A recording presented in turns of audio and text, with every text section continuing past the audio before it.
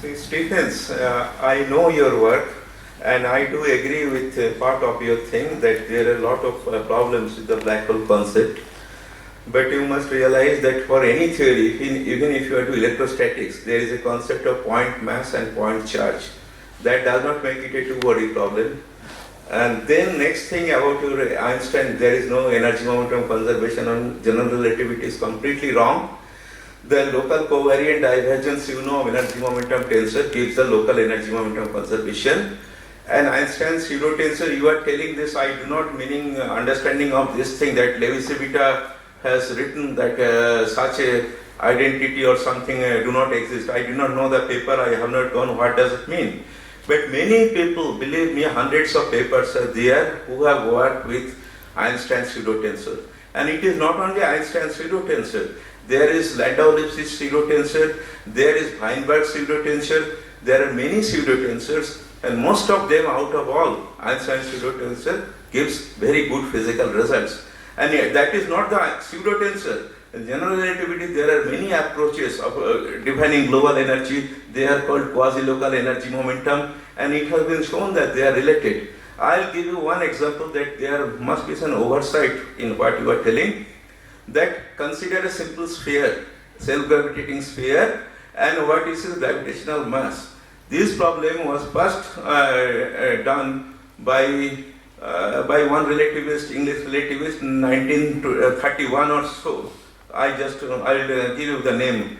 And it gave a very meaningful expressions. It did not use any pseudo tensor.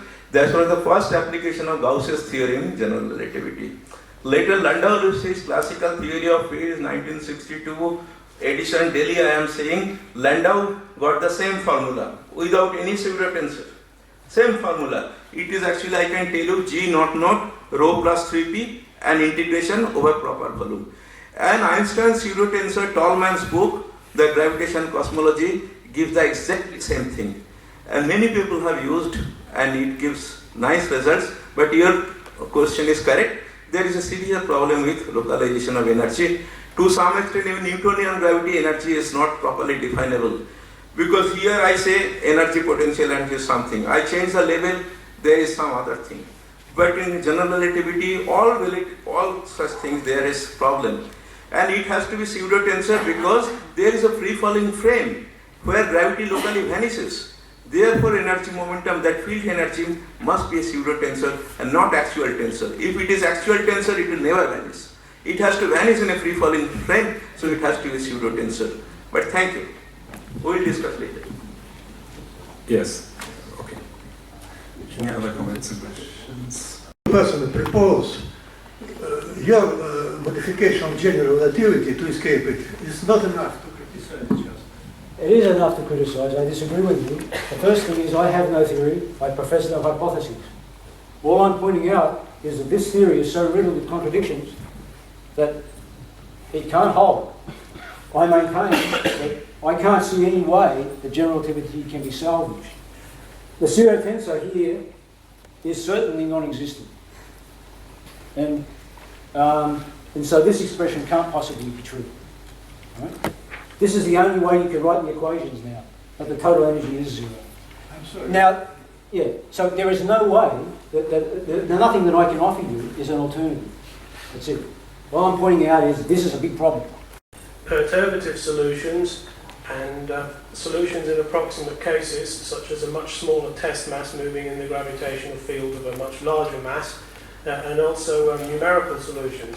In numerical general relativity, for instance, they consider colliding black holes and know they do not make the data for these that they then evolve by superposition. They make it by a more sophisticated process which is consistent with the Einstein field equations. So exact solutions don't really serve to understand the theory. Being a complicated theory, there are relatively few exact solutions known, but there are other techniques that one can apply, such as perturbative techniques or numerics, that allow you to model situations such as multiple masses at once, multiple black holes at once, and even black holes moving around inside a cosmological universe. You can set all these up using suitable approximations.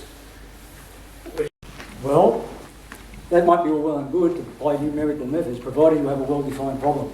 You don't have a well-defined problem with black holes and multiples. You don't have a well-defined problem with black holes and big bangs, because they are, by definition, mutually exclusive. So whether you apply a numerical method to try to do that, you're still dealing with a mutually exclusive set of equations, a mutually exclusive set of solutions. Let us consider a black hole, a star. It's supposed to now collapse into a black hole. So now the star collapses and it becomes a black hole. Well, its space-time is not asymptotically flat. To do so, the rest of the universe must disappear. You can have black holes, for instance, in a May I- theory which is asymptotically anti-de Sitter instead of asymptotically flat. So they do not have to be asymptotically flat in order to define. May I say that we have a panel discussion planned?